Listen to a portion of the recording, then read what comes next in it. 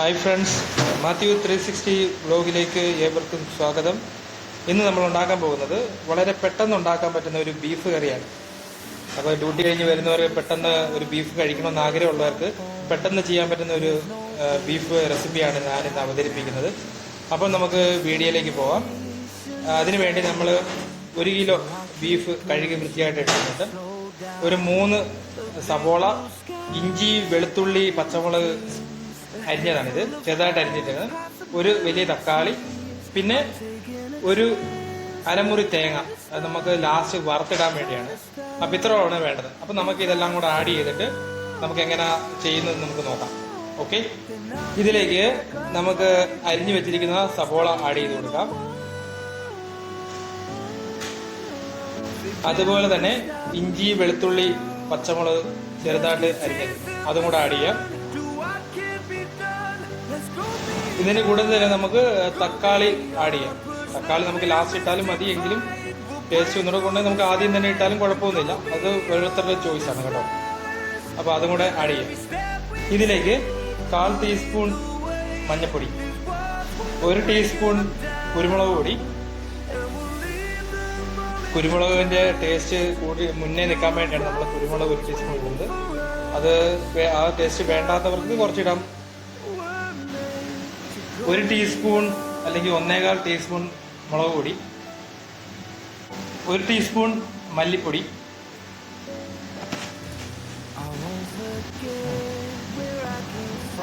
1/2 teaspoon beef masala, 1/2 teaspoon garam masala. അപ്പോൾ ഇത്രയാണ് വേണ്ടത്.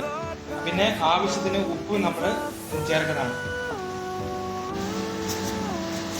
ഉപ്പ് ആഡ് ചെയ്ത് കൊടുക്കാം.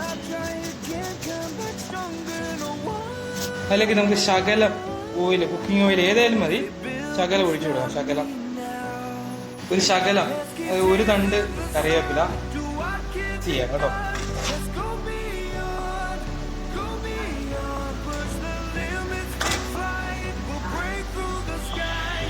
അപ്പോൾ ഈ ഇളക്കി വെച്ചതിലേക്ക് നമുക്ക് ആവശ്യത്തിന് വേവാൻ ആവശ്യമായ വെള്ളം ഒഴിച്ചു കൊടുക്കാം. ഒരുപാട് ഒഴിക്കേണ്ട കാര്യമില്ല, കാരണം ബീഫിൽ നിന്ന് വെള്ളം ഇറങ്ങും. അപ്പോൾ നമുക്ക് വേവാൻ ആവശ്യമായ വെള്ളം ഒഴിച്ചിട്ട് നമുക്ക് കുക്കറിൽ അടുപ്പിൽ വെക്കാം. അപ്പോൾ നമ്മൾ കുക്കർ അടുപ്പിൽ വെച്ചിട്ടുണ്ട്.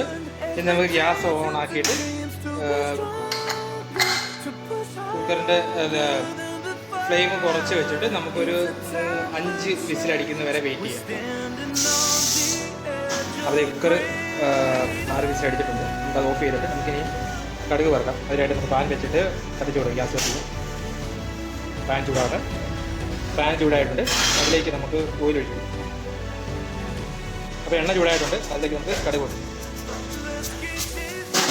ഇത് കടുക് പൊട്ടി തുടങ്ങിയിട്ടുണ്ട്.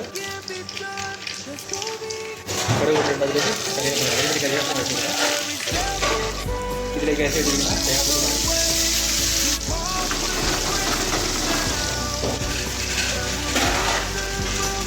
അത് ഏകദേശം ബ്രൗൺ കളറായിട്ടുണ്ട്. നമുക്ക് ഈ ബീഫിലേക്ക് ആഡ് ചെയ്ത് കൊടുക്കാം.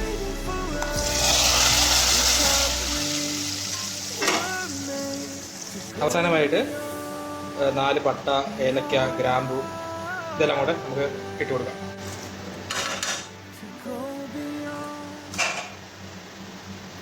എന്നിട്ട് നല്ലോണം ഇളക്കി യോജിപ്പിക്കാം.